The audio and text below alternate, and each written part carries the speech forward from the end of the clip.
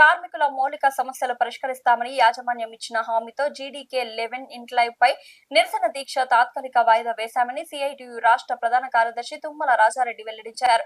GDK 11 incline గనిలో స్థానిక సమస్యలపై గత 2 నెలలుగా పోరాటం చేస్తుంటే నిమ్మకు నీరెత్తినట్టు అధికారులు ఉండడంతో సిఐటియు నిరసనకు దీక్షకు పూనుకుంది.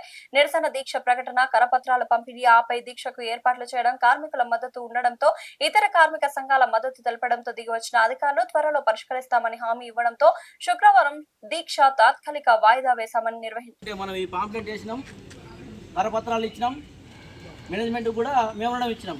ఈ పనులు కాకుంటే ఈరోజు ఏప్రిల్ 3వ తారీఖు నాడు నిరసన దీక్ష చేసి కార్మికులకు హక్కులు సాధించే వరకు పోరాడతామని సిఐటి అందరికీ చెప్పడం జరిగింది. దాన్ని బేస్ చేసుకొని నిన్న మన మేనేజర్ గారు, విల్ప్రసాద్ గారు, తర్వాత జిఎం గారు సిఐటి రాజారెడ్డి గారితో మాట్లాడడం జరిగింది. మేము కూడా ఆ సమస్యలు విన్నాము. దాన్ని త్వరలోనే పరిష్కరిస్తామని హామీ ఇవ్వడం జరిగింది. శంకరన్న కూడా ఉన్నాడు. కాబట్టి ఈ విషయాలు రాజారెడ్డి గారు మీకు వివరిస్తారని కోరుచున్నాము. Thank you.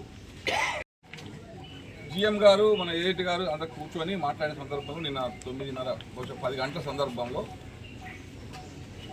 మన జీడీకే ఆర్జీవన్ సమస్యలు మళ్ళీ దేశమంతా ఎందుకు మేము చేయాలంటున్నావా, మేము చేసే పనులే, నాకు ఒక వారం రోజులు టైం ఇవ్వండి అంటే, మీరు వారం రోజులు టైం ఇస్తే చేతిలో చేరు నాకెట్లు వేస్తుంది, రేపు ఏమైనా చేస్తే కనబడితే ఎల్లుండి చేస్తుంది అనేది నమ్మకం వస్తుంది అని మనం జిఎం గారికి చెప్పడం జరిగింది. దాంట్లో నిన్న మధ్యాహ్నం రోడ్డు బండి మీద వెళ్ళి చూసిన తర్వాత సరే నాకు అనిపించింది అని వెంటనే నాకు ఈ రోడ్డు మీద మట్టి వచ్చి కొంచెం క్లీన్ చేస్తే ఓ పని చేసినట్టు కనబడుతుంది. అది వాస్తవంగా స్లిప్ అవుతుంది, ఇట్లా స్కిడ్ అవుతుంది, ఆ సన్న దుమ్ముంది. అది నీళ్ళు కొట్టినా కూడా గంట ఉండే పరిస్థితి లేదు దాని మీద. అంటే వర్షాకాలం అయితే మరి ఎట్లుంటుంది, కానీ ఎండాకాలం అయితే నీళ్ళు కొట్టినా గంటలో ఆరిపోయేటట్టుంది. అది ఎట్లా గ్రేడర్ పెట్టి చేయించమంటే నేను ట్రాక్టర్ పెట్టి ఏదో అటు ఇటు తిప్పినట్టు కామంటుంది. కానీ దానివల్ల కార్మికులకి ఏం ఉపయోగం అయితే నాకు కనపడలేదు.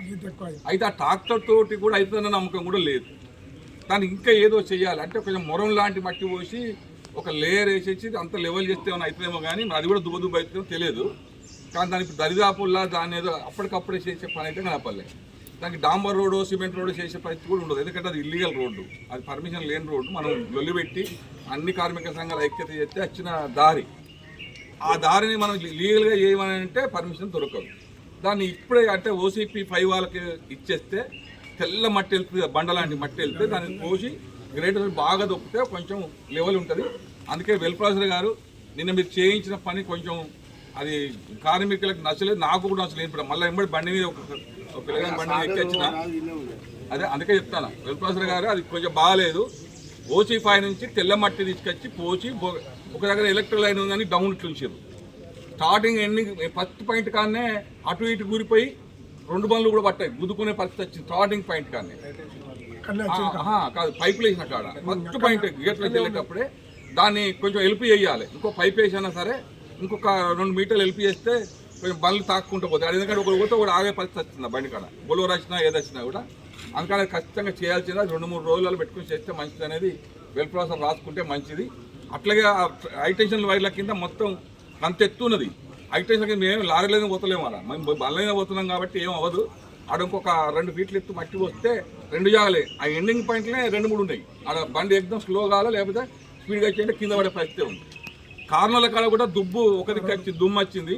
ఏమైనా స్పీడ్గా లేట్గా వచ్చిన అనుకో గ్యారెంటీగా కింద పడే ఫెన్సింగ్ మీద. అది మరి దాన్ని తీసేస్తారా లేకపోతే అక్కడ ఇంకా ఎలుపు చేస్తారా? ఇంకా ఎలుపు చేసినా కానీ పక్కకి వెళ్ళిపోతుంది. అవి కొంచెం ఎందుకంటే ఈ బాయిల ప్రమాదాల కన్నా రోడ్ల ప్రమాదాలు ఎక్కువ అవసరం. ఈ రోడ్డు బంద్ చేసి ఆ రోడ్డు ఇచ్చేస్తే ఇప్పటికో 10 మంది చచ్చిపోదు. ఏది డాంబర్ రోడ్డు ఎమ్మడి వస్తే ప్రమాదాలు బొగ్గుబడి. ఇప్పుడు ఈ రోడ్డు దానికన్నా 1000 రెట్లు బెటరు, కానీ దాన్ని ఇంకొంచెం బెటర్ చేస్తే ఈ కింద పడేది కొంచెం టైం సేఫ్ అయ్యేది కూడా ఉంటుంది. కాబట్టి ఖచ్చితంగా చేయించాల్సిందే, చేసుడే. దానికి ఏం మనం అందరం తృప్తిపడేది ఏం లేదు.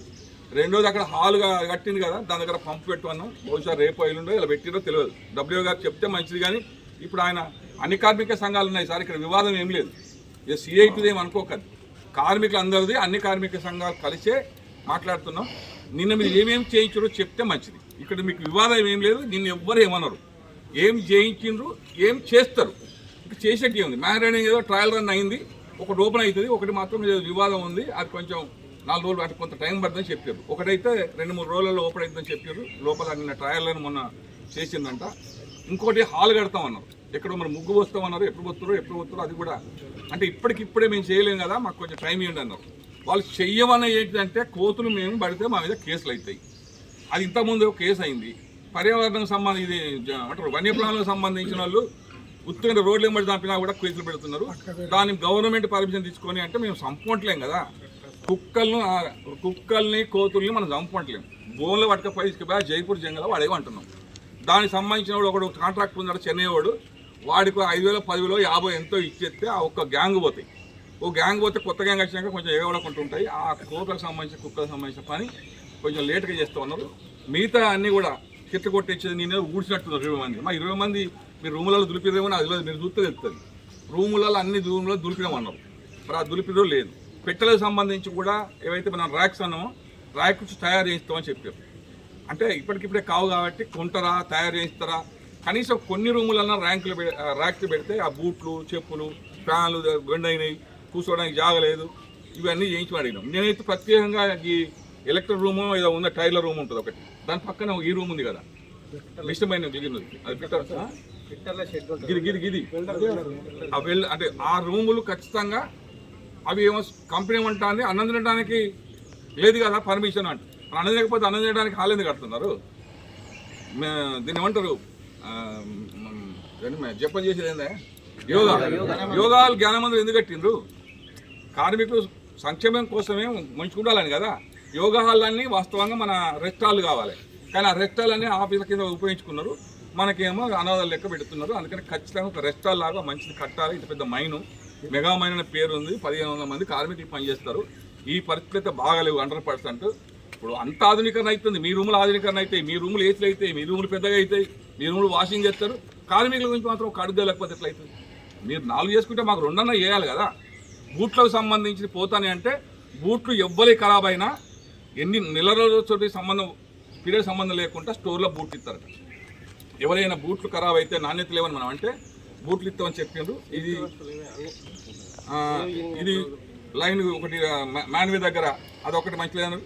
ఈ ఇవన్నీ ఏంటి అంటే ప్రధానంగా కోతులు ఒకటి టైమింగ్స్ మార్చుకున్నాం. పీ షిఫ్ట్ వాళ్ళకి 1 అవర్ ముందు పోవడానికి అడిగినాం. అఫీషియల్గా ఇస్తే మన నౌకర్లు పోతాయి. ఆల్రెడీ అన్అఫీషియల్గా మన కొంతమంది 11:30 పోతారు.